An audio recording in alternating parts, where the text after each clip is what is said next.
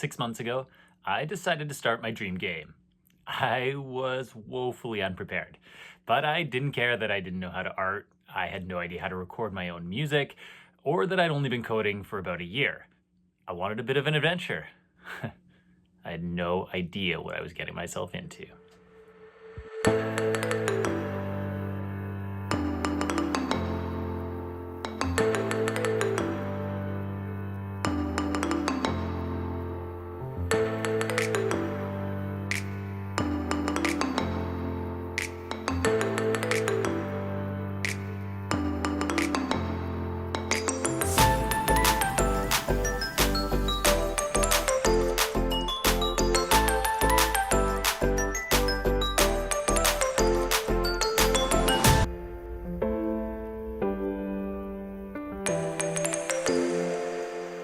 Hi, I'm Matt with Nightrun Studio. Thanks for watching. In this devlog, we are going to take a look at the first 6 months of my development of Willard. Willard is an ambitious beast of a game. It's not just big, it's 3 games crammed into one. You explore the world, rescuing survivors and finding treasures, in a puzzle platforming style game with a rewind feature, player swapping, not to mention metroidvania-like exploration that unlocks new parts of the world as skills are acquired. As you rescue people, you'll have to build them a city to live in. This is going to take resource management, city development, and getting to know the locals as you participate in their stories. And what post-apocalyptic world in ruin would be complete without its share of danger and combat? Your village is going to get attacked, and its defense will play out in a side-scrolling tower defense mode that includes the strategic placement of troops and defenses, as well as some good old button-mashing melee fun. Like I said, Willard is a beast. So, with a behemoth like this, where does a brand new game dev even start? I think the answer's simple. One piece at a time.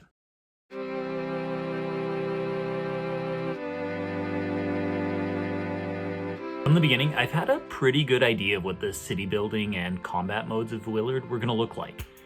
The aspect of the game that I was least certain about was the puzzle platforming. Not sure if it was a stroke of brilliance or some sign of future me sadism, but I decided that I was going to start the whole thing by working on the weakest link, the platforming levels. I'm a high school teacher, so the summer was the perfect time to start. I soon found myself waking up at 5 a.m. or earlier most days because I was so excited to get started, and I often went past midnight adding features or writing code.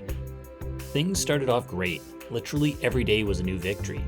One day I created movement, then I designed my first level. I added interactable boulders and rocks. Soon there were enemies and a parallax effect. I was really starting to feel like an actual game developer. All of that is not to say that there haven't been some magnificent failures along the way too. Players falling through the floor, physics issues, strangely gyrating enemies, an infinite spawning robot explosion, multiple times, weeks spent on a save game system that was so buggy I had to scrap it and start from scratch. And that's not to mention the complete architectural rebuild I started around month number 4. Yup, there have been some rough days along the way. But I love this. It's been 6 months and I'm still waking up at 4:30 every morning so that I can squeeze in a couple hours of development before I start my full-time job as a teacher. It's 5:18 and I'm getting started on my game. All right, and today we got started at about 5 o'clock. It is 5:22. About 5:15. A little before 5. 4:56. I'm so excited to get started that I woke up at 4 o'clock. Some game devs talk about how their games designed themselves, and I felt like maybe this was happening for me. I was enjoying creating physics interactions using Unity's rigid body system. Suddenly I got a vision of how cool it would be if the puzzles had to be solved by the clever manipulation of physics. You could drop boulders on the heads of enemies, remove stones to clear a path of destruction for robots, and use the same objects as tools to reach unjumpable heights or to span gaps between land masses. I started playing around with different combinations of what you could do with stones and sticks and things like that, and it seemed pretty clear that the possibilities really were endless. There was also a few days foray into playing with hinge joints in order to make catapults that was a lot of fun. It was really starting to come together, but at this point, my graphics were still trash. One YouTube viewer politely warned me that gray bricks and an earth-toned hero might be a little boring for users. He wasn't wrong. Around this time, I went on a trip to Jasper National Park and found some inspiration. I decided to draw ideas from actual locations here in the mountains of Canada's west coast. I started improving the graphic design of my levels, and I was hugely impressed with how quickly I was improving. Viewers of my devlog noticed this too, and I started getting lots of positive feedback as well as tips on how to improve the visuals. My next design was my most detailed and realistic yet, but I still had a lot to learn about color palettes and light composition. It was around this time that I went on a road trip to the Yukon with my son.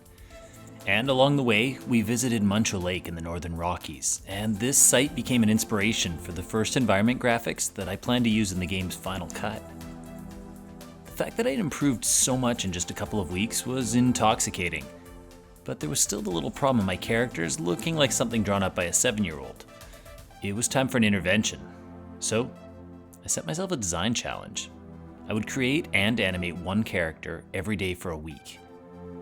There were some small dumpster fires along the way, but I've got to say, this process was amazing. I learned so much about using references, about body composition, and like a million other little details. I know there's still a lot to learn, but I'm pretty sure that at least a couple of these characters will make it into the final cut of Willard.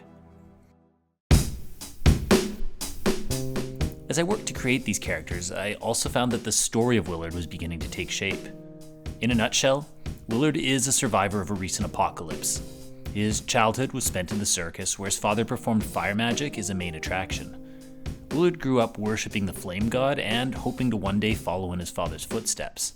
But then, on the day of the apocalypse, as monsters streamed into the circus grounds, Willard watched as his father was cut down without so much as a flicker of flame in his hands. In the days that followed, he realized how his shelter world had shielded him from the accepted reality everywhere else. That magic doesn't exist. And now, Willard must decide what he believes. Will he hold to the faith of his youth and seek to learn the ways of the flame god? Or will he turn his back on those teachings and find a new way to live in a disenchanted world? As my character art took shape and the story started to come together, I realized that I needed a way to tell this story. I created a basic dialogue system, but it was too basic. So I ran a tutorial by Blackthorn Prod. This didn't quite fit the scope I needed though. I tried another system from CMAG Games, but this one was too complex. It was freaking Goldilocks. This one's too hot, this one's too cold. But that's when I stumbled upon my new bestie, Trevor Mock. This underrated YouTuber is a Unity tutorial beast. So, like a week later, I had my dialogue system.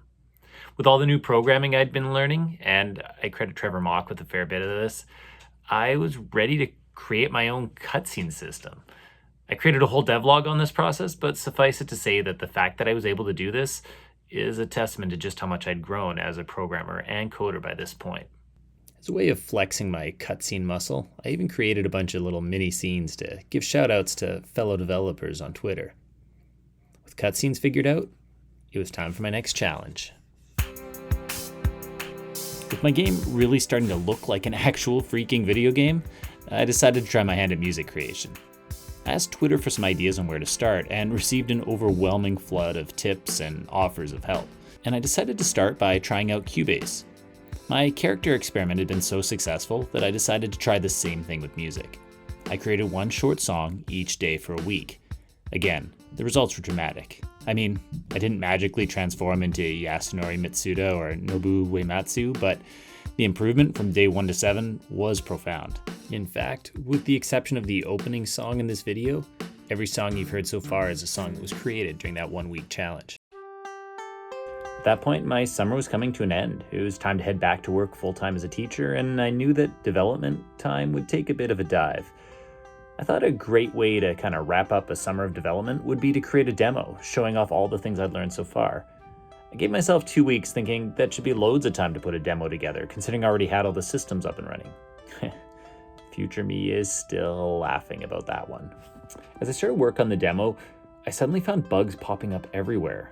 One of the most persistent was that my player would get pushed down into the ground, and I'd be unable to move.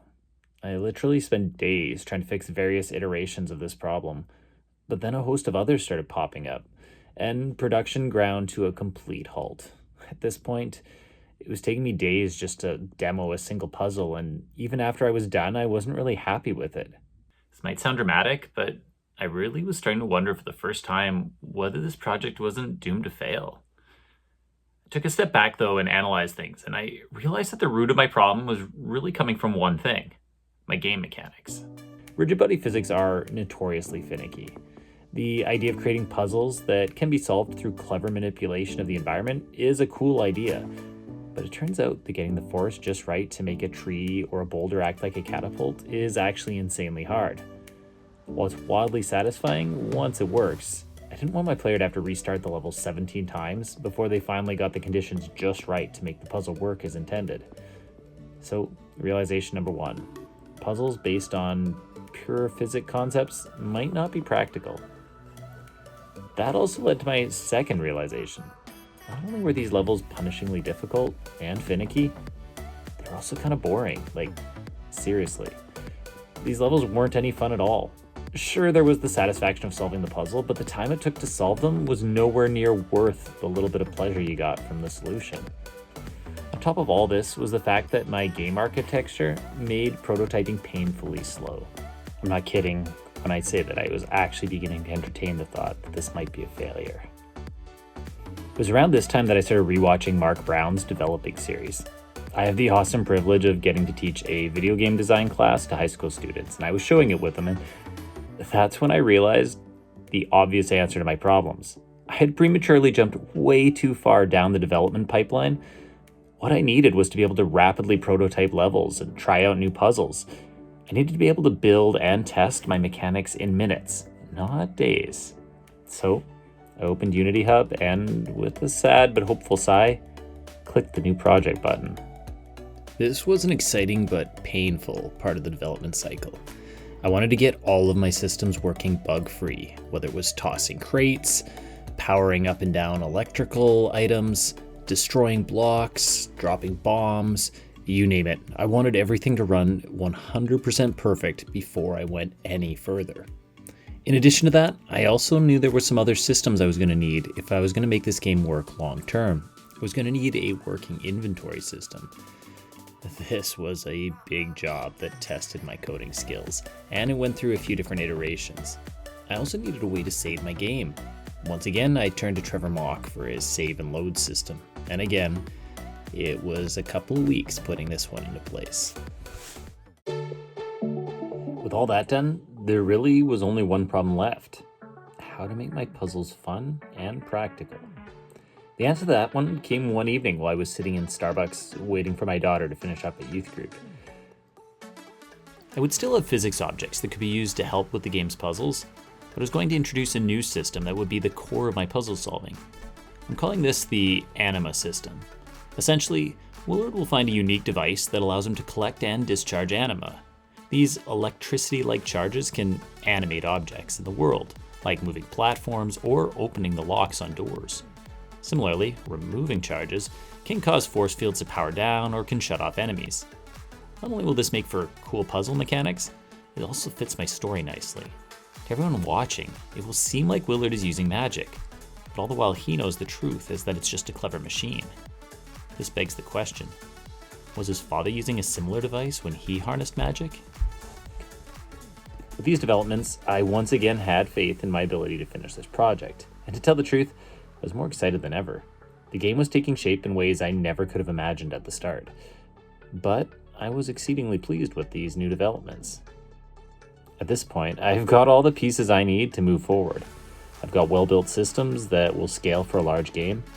I have a way to rapidly prototype and test puzzle ideas. I've got core mechanics that work without bugs, a save system, an inventory system. I think it's time to make this demo a reality.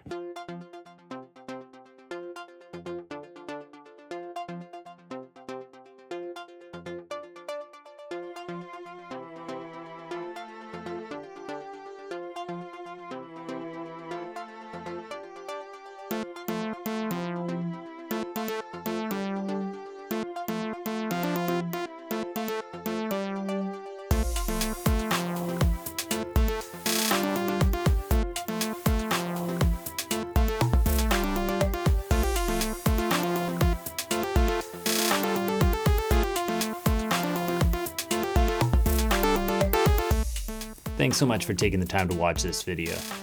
It's been a wild ride these last 6 months, and I can't wait to see what the next 6 hold. Until next time, this is Matt with Night Run Studio. Cheers.